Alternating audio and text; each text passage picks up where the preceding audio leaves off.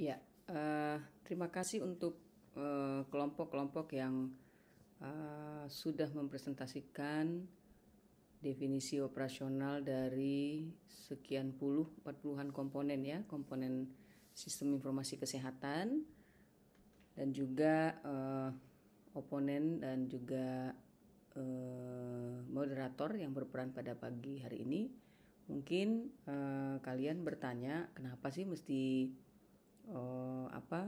mempresentasikan ini atau kenapa mesti menyusun ini, yaitu untuk menumbuhkan daya kritis teman-teman semua untuk memahami banyak istilah-istilah yang akan digunakan ke depan selama kita perkuliahan membahas tentang sistem informasi kesehatan. Jadi kumpulan-kumpulan itu semua itu yang di dalam tabel itu hal-hal yang harus kita mengerti yang kedepannya akan kita gunakan komponen-komponen atau istilah-istilahnya gitu ya dalam sistem informasi kesehatan. Apa saja itu?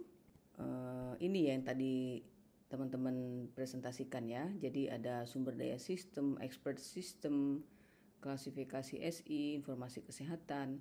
Tentunya yang menjadi titik sentral dari mind mapping ini adalah sistem informasi kesehatan yang memang menjadi subjek pelajaran kita atau mata kuliah ini, yaitu sistem informasi kesehatan. Nah, bagaimana bagannya? Kita lihat pada slide ketiga. Jadi di sini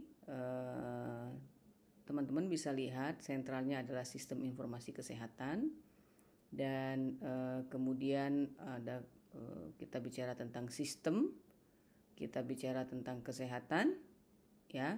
Kita bicara tentang informasi, jadi sistem, kesehatan, informasi, komponennya SIG dan SIG evidence.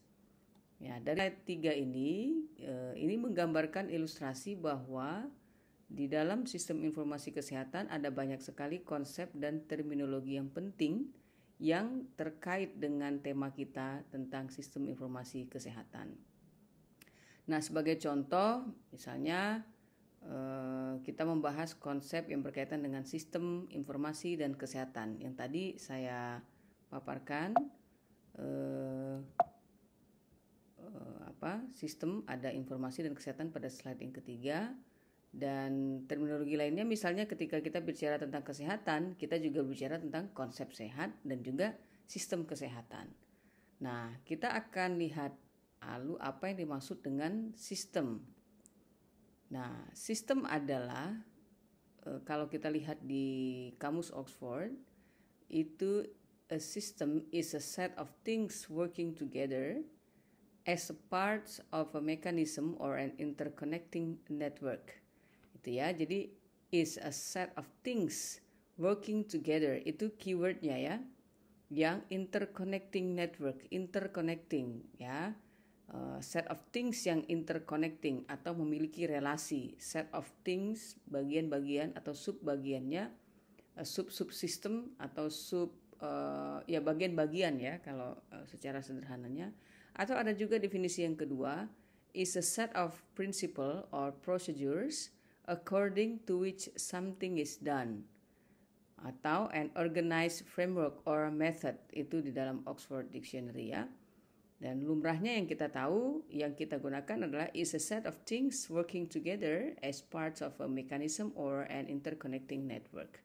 Ya, jadi ada sub-subsistem yang saling terkait satu dengan yang lainnya. Seperti yang slide 3 atau yang teman-teman lakukan dengan membuat mind mapping, itu adalah set of things yang semuanya itu working together untuk membentuk sistem informasi kesehatan. Gitu ya. Jadi ada interconnect satu dengan yang lainnya. Kalau ada satu yang tidak beres, itu akan susah untuk membangun sistem informasi kesehatan. Jadi kebayang ya teman-teman bagaimana membangun sebuah sistem, terutama yang kita pelajari ini adalah sistem informasi kesehatan. Nah, kalau kita bicara tentang konsep sistem, maka sistem memiliki ciri khas atau karakteristik. Yang pertama, Sistem terdiri dari unsur-unsur atau kumpulan unsur atau elemen atau subsistem di mana setiap subsistem saling memiliki relasi atau yang tadi interconnecting ya, satu sama lain. Kemudian dia memiliki suatu tujuan. Sebuah sistem itu pasti ada tujuannya gitu ya. Jadi ada tujuan dulu tentukan, maka dibuatlah sebuah sistem gitu. Lalu kemudian yang ketiga, untuk mencapai tujuan dalam suatu sistem diperlukan sumber daya. Nah, sumber daya inilah yang dikelola sedemikian rupa untuk mencapai tujuan tersebut ya. Tujuan dari sistem. Nah, kalau kita bicara tentang sistem kesehatan, tentunya kita bicara tentang sistem kesehatan nasional. Nah, ini coba kita memilah apa yang ada di dalam mind mapping tadi ya, teman-teman. Jadi ada sistem informasi kesehatan, ada sehat, kita bicara sehat, tentang informasi, tentang kesehatan. Kesehatan, kita bicara tentang konsep sehat, kita bicara juga tentang sistem kesehatan nasional. Lihat kembali bagian yang sudah saya sampaikan pada slide yang ketiga.